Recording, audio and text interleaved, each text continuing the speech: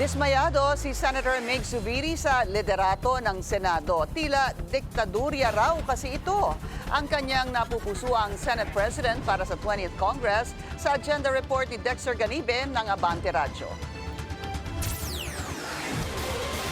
Hindi kailangang palaaway ang isang Senate President para siya ay iboto sa liderato ngayong 20th Congress. Yan ang paalala ni dating Senate President Mig Zubiri sa mga kapwa-senador. Usap-usapan daw ngayon sa Senado na mukhang mananatili sa pwesto si Escudero sa pagbubukas ng first regular session sa July 28. Many, of course, gossip have been coming out stating that Senate President Escudero has 13 votes, 13 signatures. He may have the 13 signatures, but I'm hoping and praying that at the end of the day, we all decide to have a Senate President that will continue its independence as a last bastion of democracy. But not just being independent from the House. Kasi may nagsasabi, gusto namin itong kandidato kasi inaaway niya si Speaker Martin. That's not the role of the Senate President. May pasaring si Zubiri sa kasalukuyang liderato ng Senado na tinatahak umano ang pagiging diktador. Si Escudero ang nagpatalsik kay Zubiri sa Senate presidency noong nakaraang taon. I don't want us to be similar to other chambers where it is only one emperor who dictates all the instructions to the members of the body.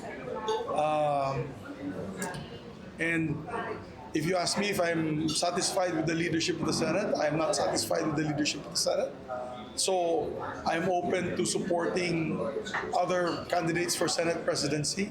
Buo na niya ang kanilang grupo, ang Veteran Bloc, kung saan kasama niya sina Senador Tito Soto, Ping Lacson at Loren Legarda. At ikinakampanya nila ang liderato ni Soto para sa 20th Congress. Bagay na napatunayan na niya ng panahon ang dedikasyon niya sa trabaho, lalo na noong kasagsagan ng COVID-19 pandemic. And kita ko gid ang leadership niya, why siya absent. Kami online kami tanan. I was in Cagayan de Oro, sa balay ko sa Cagayan de Oro. Siya gid atoto siya sa Senado, siya ga-open sa podium. Bisan gabi ang palibot na COVID at that time sa iya. And he was already in his 70s at that time. So it goes to show his dedication, his leadership, that he lead by example.